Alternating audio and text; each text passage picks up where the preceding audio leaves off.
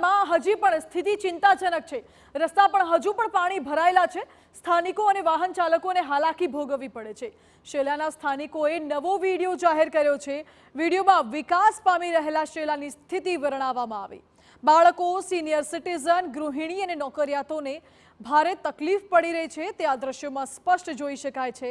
આ દ્રશ્યો અમદાવાદના શેલા વિસ્તારના છે, જે હાલ નવો વિકસી રહ્યો છે। આ વિસ્તાર વિકાસના નામે આ દ્રશ્યો આપ જોઈ રહ્યા છો કે શું અત્યારે શેલાના હાલ છે। New urban slum of Ahmedabad આ શેલાને કહીએ તો નવાઈ નહીં, કારણ કે ઘૂંટણસમાં પાણી ભરાઈ ગયા છે। વાહન ચાલકોને ભારે હાલાકી ભોગવવાનો વારો આવ્યો છે। વરસાદ બંધ થયે તેને કલાકો વીતી ગયા છતાં પણ પાણી નથી ઓસર્યા।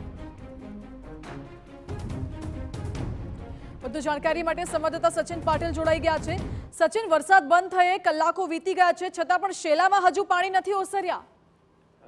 માનસી, જે પ્રકારની સ્થિતિ શેલાની છેલ્લા કેટલાક દિવસોમાં આપણે જોઈ રહ્યા છીએ અને આ જે પરિસ્થિતિ છે, પરિસ્થિતિ ત્યાંના લોકો માટે ખૂબ વિકટ છે, કારણ કે ત્યાં જે પણ રેસિડેન્શિયલ એરિયાઝ છે, રેસિડેન્શિયલ એરિયાઝમાં જે પ્રકારે પાણી ભરાવાનું, ભૂવો પડવાની અને જે પ્રકારે કન્સ્ટ્રક્શન વર્ક ત્યાં ચાલી રહ્યું છે, એક તરફનો રસ્તો બંધ હોય છે, એટલે સૌથી ચેલેન્જિંગ ટાસ્ક તો સૌથી પહેલું એવું છે કે ટ્રાફિકમાં તમે નીકળો તો ત્યાંથી એક સાઈડનો જ રસ્તો ચાલુ હોય તો સૌથી વધારે સમસ્યા ત્યાં ટ્રાફિક જામની થાય છે।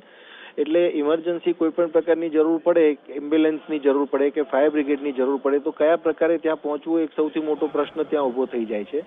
બીજી પરિસ્થિતિ એવી છે કે સ્કૂલ બસ હોય કે પેરેન્ટ્સ જે છે પોતાના બાળકોને સ્કૂલે મૂકવા જતા હોય અને એ સ્થિતિ એવી છે કે એમાં પણ ટ્રાફિક જામ અને આ પ્રકારે પાણી ભરાવાની સમસ્યા અને ગમે ત્યારે રોડ બેસી જવાની સમસ્યાથી લોકો એટલા બધા ડરેલા છે ત્યાં કે પરિસ્થિતિને કેવી રીતે સમજવી એક સૌથી મોટી અસમંજસતા ત્યાંના સ્થાનિકોમાં છે।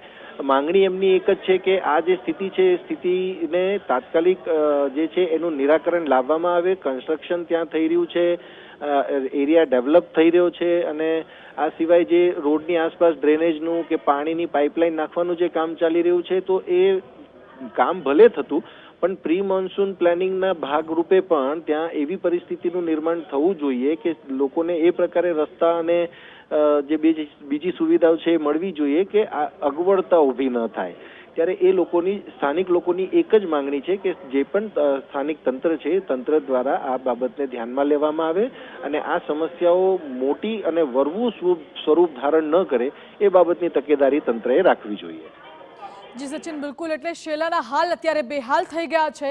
એ જવાબદારી તંત્રની આવે છે કે અહીં યોગ્ય ડ્રેનેજ સિસ્ટમની, પાણીના નિકાલની વ્યવસ્થા કરવી જોઈએ, જે પ્રકારે આ રીતે પાણી ના ભરાય અને લોકોએ વારંવાર હેરાન પરેશાન થવાનો વારો ના આવે।